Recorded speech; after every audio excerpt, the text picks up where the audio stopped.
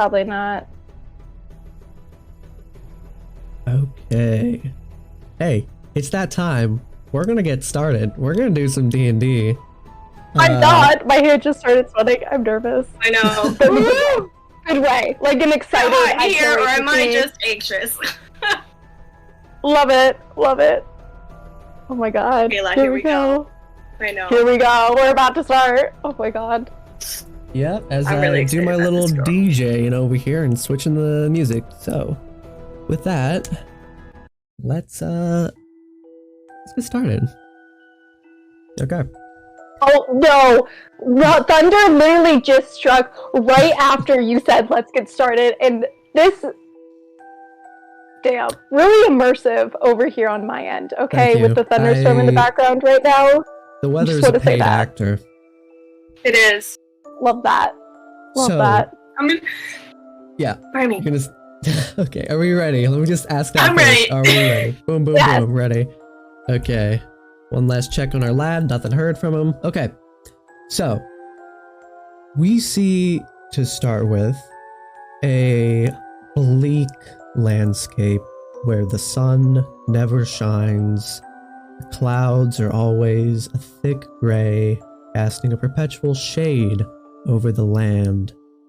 There's always a border of mist surrounding this place, a thick fog. This is a land of darkness, of monsters, of praying every night to survive until the next morning. In this land, there is a young woman. She is living on the outskirts of a small village named Barovia. Kayla, would you like to describe Alexandria? Hello, I'm Kayla, and I am playing Alexandria Diovana, and she is, well, once was a high elf, not currently anymore, and she is a rogue. And do you just want me to describe like what she looks like a little bit? Sure, absolutely, if you have a description. Yeah. Okay. Yeah. So she kind of has like same length hair as me, a little bit darker, very pale, traditional elven arched features. She has dark, kind of like green hazel eyes, and is pretty tall, slender, and always kind of has like a mischievous grin on her face, but probably right now looks very, very stressed and not put together. How tall is pretty tall? What did I say in my character sheet? She's probably like 6 foot. Oh my gosh, my girl. So, I mean, not like pretty tall, but like, you know, for me being like 5'7", she's a couple inches taller, so pretty tall to me. Very tall to me. Yeah. Alexandria, as you described, is certainly a bit stressed because, as I mentioned, she's living on the outskirts of town in an abandoned old hunting lodge.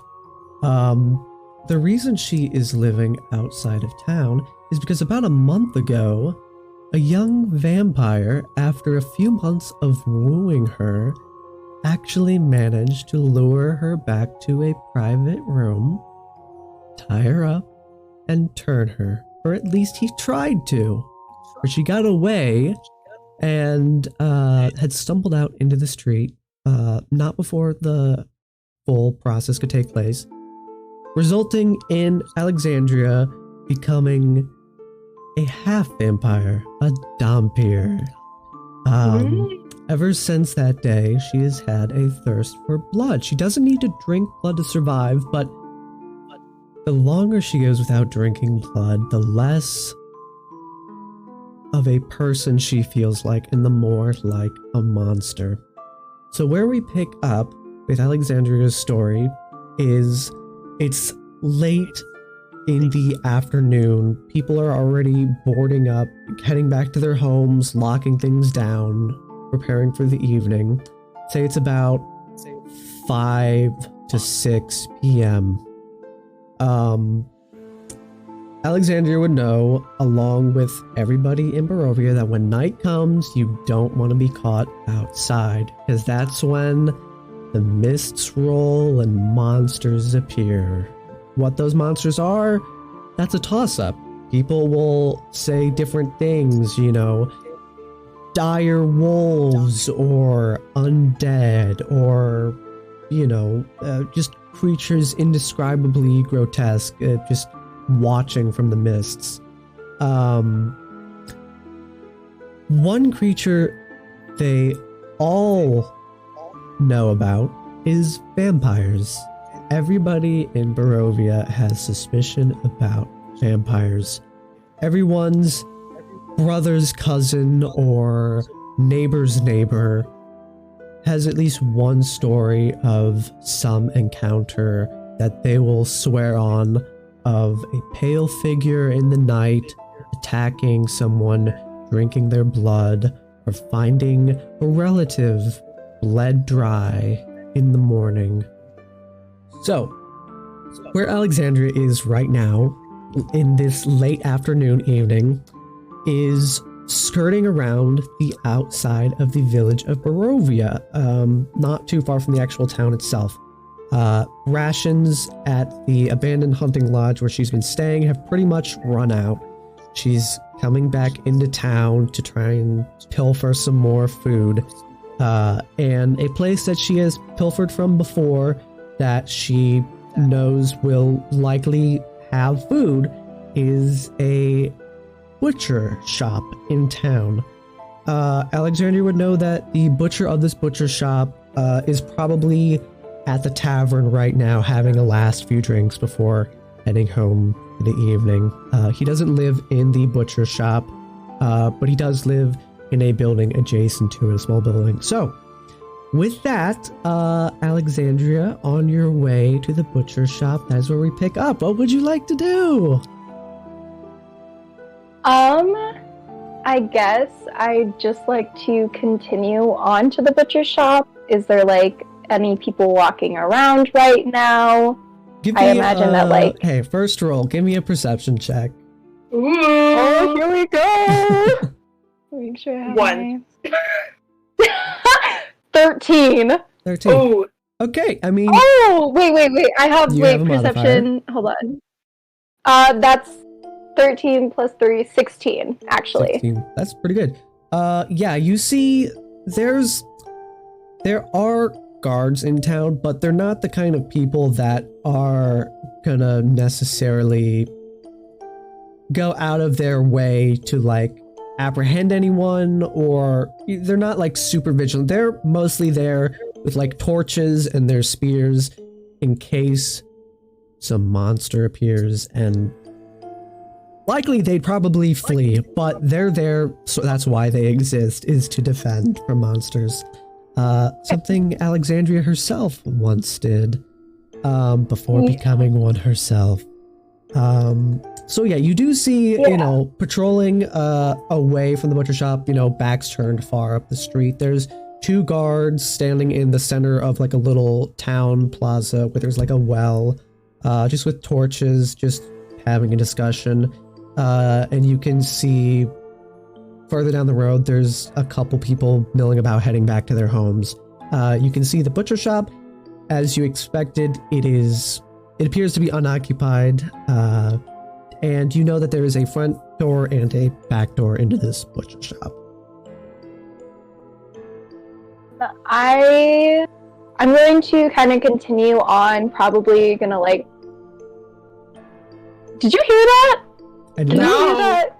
The storm? Okay, because it's like downpouring now, so if you hear any background noise, again, that is that. But this is so spooky. Oh my god. Okay, so I think that I'm going to continue forward and purposely just kind of try to stay far away from everybody and probably go up through the back door if possible, kind of like pulling my cloak up to make sure that nobody can, like, recognize me, or, like, So if would you anybody's just, like, say- looking at all, like, faces, kind of like... Would you say she's Obscure. actively trying to be, like, stealthy, or just trying to act nonchalant, like, I'm gonna walk back here? No, I feel like she's too tense to try to be nonchalant, so I think she's gonna try to be stealthy. That's and a just stealth roll. That's 100% a stealth in roll. and out. Get it out as fast as she can. 4 plus 3 is 7. Okay. So I don't know how healthy she is. Yeah, you're tense, you're hungry, you're trying to be stealthy, but honestly, food is the main thing on your mind right now. You have not been eating well for a few weeks now. So you walk briskly to the back of this butcher shop. And as you expected, it's locked. But you've picked this lock a fair amount of times. So if you'd like to give me a Thieves' Tools check to pick this lock, go ahead. It's a DC of 10. Hear that one? No, we can't hear anything. Oh my god, I literally saw lightning. Okay, it's fine. Okay. Did you just it's a 1. That's a 1. Okay. It's a 1. Yeah, you jam your Thieves' Tools in there. You've done this before. You're in such a hurry to get to the food that you snap one of the I forget what they're called. They're like little things that move. Not a lockpick, but there's little things that go up and down inside a lock, like rivets. One of those snaps. It's like a simple lock though, because there's only like 1 or 2 rivets. So one of those like gets jammed up in the incorrect order, and that lock is like busted now. That's not gonna happen. Like secure is this door? Is it like a thick door? Is it like it's a thick wooden door. Okay. There are windows and there is a front door.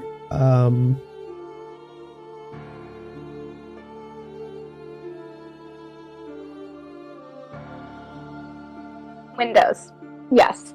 I would like to try to get into this place through one of the back windows, if possible. Okay. The windows don't open, so if you'd like to try and smash the glass quietly, you may give me a stealth check with disadvantage. Perfect. That's a nat 20. Hate to see 13. So I would go with the 13, right? Plus 3. Okay. So 16? That's I pretty imagine good. like I reached out to try to find Very like a little quiet window spot smash. or something. Yeah, Frick it. you get your elbow, just it's a little crack, just kind of smash it in. The glass scatters on the floor. The way inside is open to you. It's dark inside, but I believe you have dark vision, so you can see as if it was dim light. You climb on in through the window. Why don't you give me a perception check just to count as you're searching around for food and things. 12 plus 3, 15? Yeah, 15. 15. Okay. So it's a butcher shop. There's meat here. You do find some slabs of meat, you know, sort of like haunches and like ribs that have been hung to dry. You also find in wrappings of twine, there are sort of like bundles of like jerky that have been tucked away in a cabinet. And with that perception check, you also find a new shiny metal box that was not there last time you were here underneath the counter of the butcher shop. Okay. I would like to grab like a bundle or something of like that jerky. Cool. First, and kind of like put it in my pack. It's only to about grab. And then like this big, and that's just so I'd one say, thing? yeah, it'd be about like 2 days of rations per bundle. There's about 5 rations worth of jerky in this drawer that are like that. Grab as much as I can fit in my bag. Cool, you pocket all that jerky. Yeah, you got room. Yeah. Okay. Perfect. I'd be Now that grabbing I a got whole that thing. my attention. Just with that. Okay, I feel like my attention would then go to the box. I want to check out this box. Of course. You go up to this little box, you pick it up. It's handheld. It's like the size of like a small lunchbox. And as you pick it up, you can hear like a clinking of coins inside. But there's a tiny little lock, as you would believe. try to open that lock? Can I try to pick it and get inside? Yeah, 100%. Bless. That is a 17. Cool. You've redeemed yourself. You're like the worry about whether you're gonna starve for the next few days or not has subsided now that you have food on your person. You pull out your thieves' tools, click it open, and you find about 150 silver coins inside. And you, I guess, if you pocket that, you pocket it. Yeah, I would like to pocket that somewhere pretty safe, either on like my person. Imagine she has like a lot of little pockets, Right? Stuff that are spooky, sneaky clothes. Pouches and Yeah, like I would like to put it in like a little coin pouch. Right. Yeah. So you have got enough food to last you about another couple days. You also got some money now. What would Alexandria like to do now? I think Alexandria would want to head out and just see what's happening by the fountain and just kind of like take a scope of how the people are doing and then possibly return back to her little hideout before it gets too dark. So it's probably been about 20 minutes or so, 20, 30 minutes since the time it took. So it's about like 6 o'clock now. You casually walk up. The guards see you. They're not interested. They just see a woman walking down the street. You overhear the guard chatter. It's just sort of like, can't wait to get back home and just take off these stupid clothes. Just sort of like guard banter back and forth, talking about, you know, they're tired, they're aching, complaining about like there's like their gear is soggy from just this humidity from the fog. And you see, you know, like I said, a couple people that have starting to head back into their homes. You hear like wooden bars being slotted behind the door, so like nothing can break in at night. Like shutters are being closed and also boarded down. And you see like one guy stumble out of a tavern and begin like stumbling down a adjacent street that's poorly lit towards what you can imagine is maybe his home. I think Alexandria would take kind of like a second to center herself and look kind of at the direction of her old like manor or home and seeing if she can like find it or like just look in the direction for a second.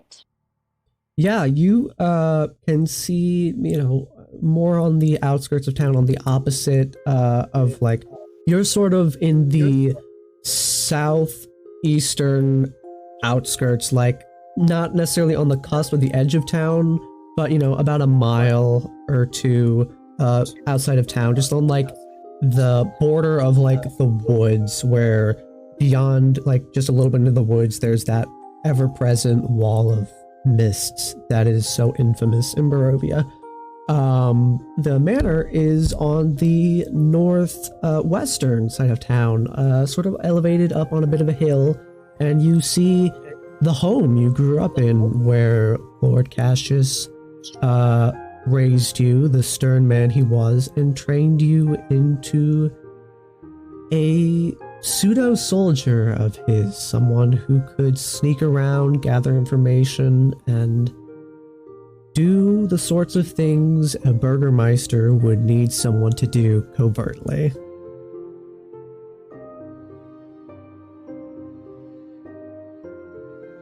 I think I want to go visit, but I think I'm gonna go back to my hideout to where I know it's safe. I know that if I try to go back home, that it'll probably result in my death. So yeah, it would be on the way out. Give me one more perception check. That's 11 plus 3, so that is 14. Okay, you don't see anything else interesting of note. You begin heading back through the woods, back towards your abandoned house where you've been hanging out. And as you do, a bit of a drizzle picks up, and it starts